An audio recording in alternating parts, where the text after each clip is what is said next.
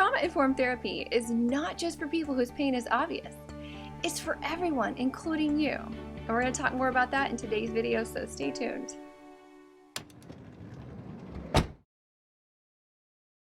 If you're new to the channel or haven't yet joined this awesome community all about emotional and financial well-being, do that now before we get started. Just click the little red subscribe button and the bell beside it to be notified every time a new video is released.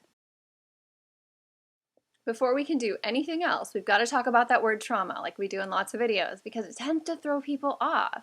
Most of us associate the word trauma with acutely traumatic events like war or accidents or near-death experiences, when really trauma is just loss of connection to oneself and to the present moment caused by any adverse experience, whether it be big or small.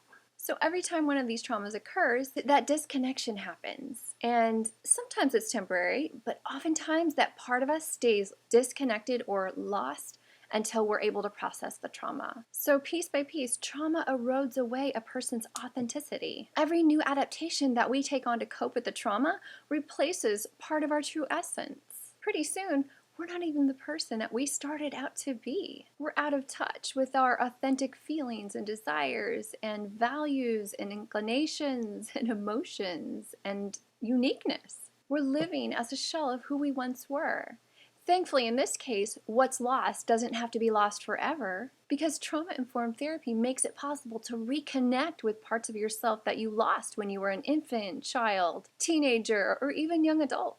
The ability or inability to love and care for ourselves is developed in the first 3 years of life based on how we are loved and nurtured by our caregivers. In other words, the amount of love we have for ourselves as adults directly reflects how well we were loved as babies and children. Self-love is the foundation of self-esteem and directly affects the level of emotional intelligence and resilience that we possess. Trauma-informed therapy helps you develop self-love possibly for the first time ever, as it helps you work through the deprivations that you faced as you went through the attachment years. And just like with self-love, the ability or inability to regulate our nervous and limbic systems depends on how well we were co-regulated by our caregivers in the first 7 years of life, especially the first 3. If your parents were stressed or dysregulated themselves, there's a pretty big chance that they didn't possess the ability to co-regulate with you, nor even know that that was one of the objectives of parenting. Trauma-informed therapy makes it possible to learn how to regulate the limbic and nervous states, again, possibly for the first time ever. A lot of our dysregulation is rooted in specific adverse experiences, so once those are addressed in therapy, our limbic and nervous systems have a much easier time staying regulated because they're not constantly being triggered by old traumas. And then by taking away the root of the pain, trauma-informed therapy basically takes away the need to self-medicate, which is basically addiction. I talked more about that in this video. And people self-medicate so many different ways. They use entertainment, relationships, love, sex, money, workaholism, shopping, busyness, entertainment, porn, nicotine, pharmaceutical drugs, illicit drugs. The list is endless, but you get the idea. But trauma-informed therapy comes in, gets to the root of the pain, takes it away so that self-medication is no longer necessary. Trauma-informed therapy also makes it possible to be a better parent, spouse, coworker, friend by working to dissolve a lot of the adaptations that we formed in childhood that lead to so many relational problems. There's an enormous checklist of maladaptations, and I'll link to it in the description at the end of the video, but a few examples are perfectionism, people-pleasing, procrastination, depression, defensiveness, etc. Again, maladaptations were most often formed in childhood and have temporarily displaced your authentic nature. Authenticity can only be restored by going through trauma-informed therapy because these adaptive behaviors are attached to a root of trauma, like an adverse experience that happened to you at one point or another in your lifetime, but usually in childhood, that caused you to adapt to your current environment by forming a survival adaptation. So you were basically forced to choose between attachment, survival, or authenticity. Physical disease and illness are just physiological responses to what is going on an emotional level. Let me say that again because that's important. Disease and illness in the body is just a reflection of what is happening on an emotional level. And this is because there's a misalignment between the mind and the body. So the mind is telling us to do the right thing, the right thing, what society wants us to do, what our parents want us to do, what our spouse wants us to do. But inside, on an emotional level, our authentic nature, we don't want to do that thing. And so when there's that confusion and that disconnect, and you're doing things that you don't want to do from your authentic self, it causes disease, physical disease, and illness in the body, just to get your attention and to show you that there's a misalignment there. So trauma-informed therapy repairs this problem by going in and realigning the mind and the body and restoring your authentic nature so that your body can be at ease again. And then that way illness and physical disease dissolve and go away. And this is really important because the average person with significant ACEs or adverse childhood experiences who doesn't go through trauma-informed therapy to cause that realignment and that reconnection with authentic self dies an average of 20 years earlier than someone who doesn't have ACEs. So even if you don't care about your body feeling sick or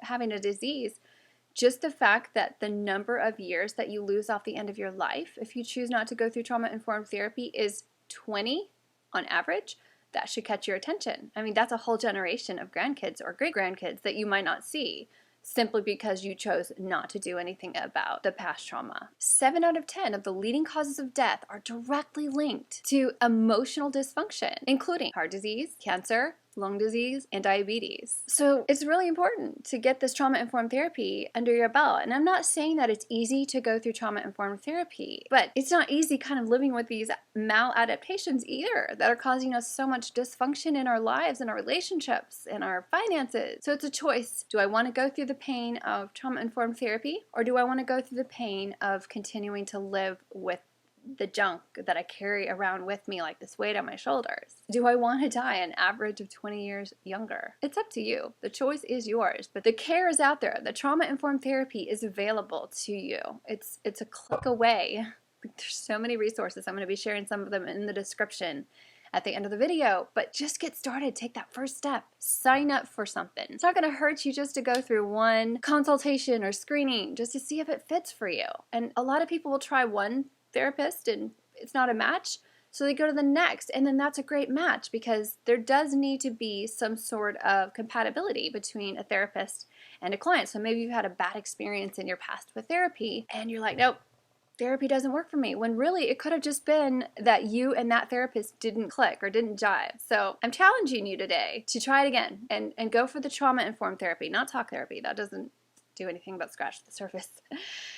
Trauma-informed therapy addresses the root of the problem. So let's talk a little bit about what trauma-informed therapy actually is. We already covered the word trauma. It's not just war and near-death experiences and all of that. Trauma-informed therapy basically just works to restore authenticity by reconnecting you with the parts of self that were lost. We already talked about this. And then we're able to get rid of those maladaptive behaviors that are negatively affecting our lives, so we can just start living life to the fullest instead of just existing and trudging along and carrying along all these burdens with us and all this trauma and pain and depression and all of the behaviors on the checklist. So I feel like it's important to click on that link in the description so that you can go through the list and check off the ones that you know are you, and then realize there's a story of trauma behind every one of these behaviors. You can take the list and you have all the check marks and take it to your first therapy session so that your therapist has a head start knowing kind of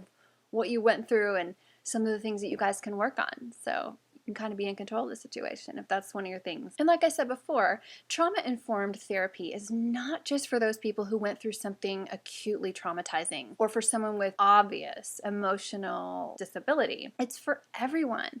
In just under 40 years, I've met thousands of people, as I'm sure you have too, and not one of them was healthy enough on an emotional level where they didn't need trauma-informed therapy. It is literally for everyone. Every one of us has gone through things that made it to where we have a maladaptive behavior, even if it's just one or two, causing difficulty in our relationships or our finances or work or parenting. It's worth it to go through trauma-informed therapy to get rid of that stuff so that we can live the best version of our lives for the rest of our lives. One of those people that I've met who needed trauma-informed therapy was my mom.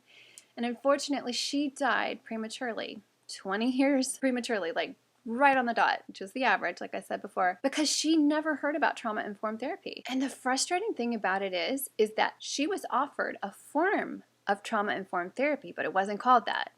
Or she would have been able to address a root of trauma with her mother. She had cancer. I believe if she had gone that route and taken that opportunity and the next one, instead of going the naturopathic route that she chose, she would have survived.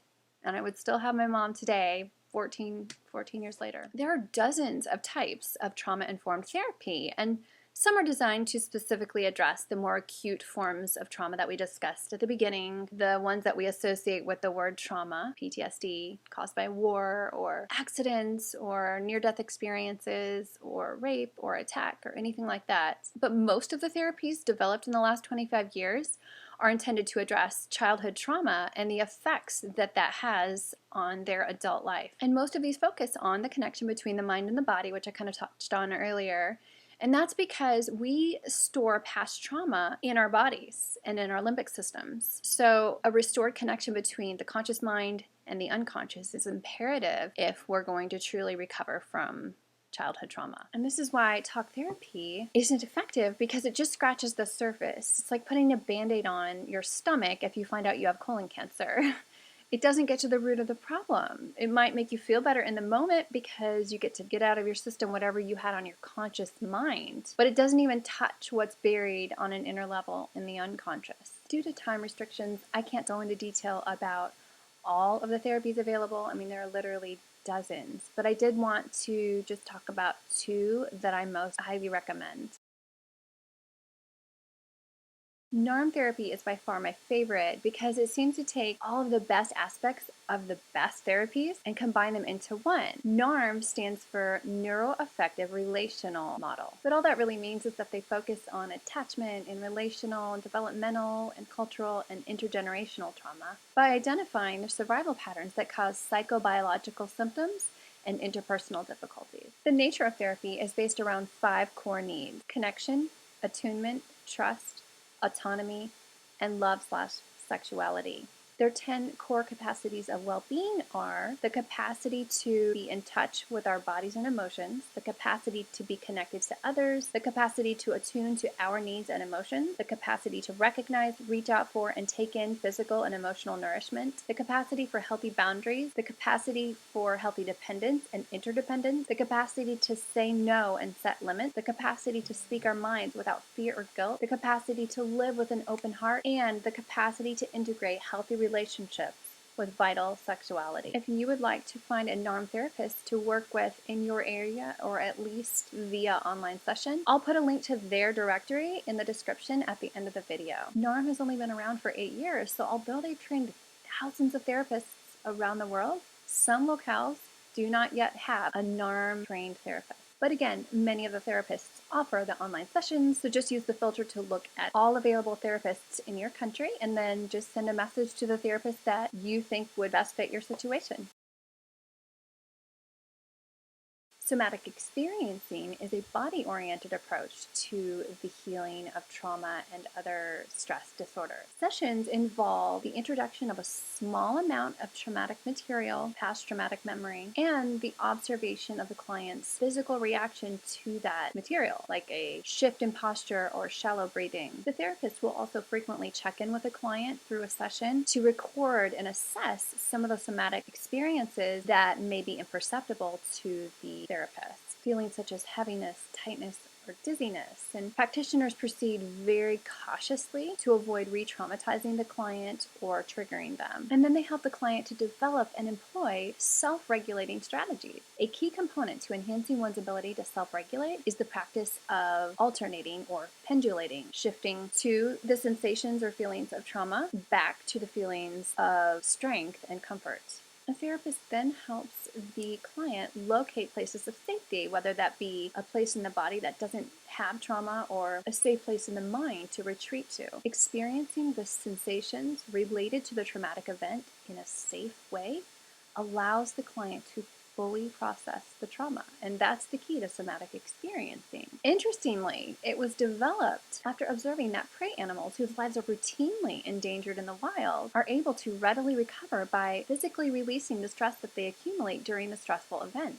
Humans often override this natural way of regulating the nervous system with shame and pervasive thoughts, judgments, and fears. Somatic experiencing aims to help people get past where they might be stuck in processing a traumatic event. So SE contends that the symptoms of trauma, such as anxiety, hypervigilance, aggression, and shame, result from denying the physical body the opportunity to fully process the traumatic event. If somatic experiencing sounds more like something that would work for you, I'm going to put a link to their therapist locator in the description at the end of the video so that it's easy to find one near you.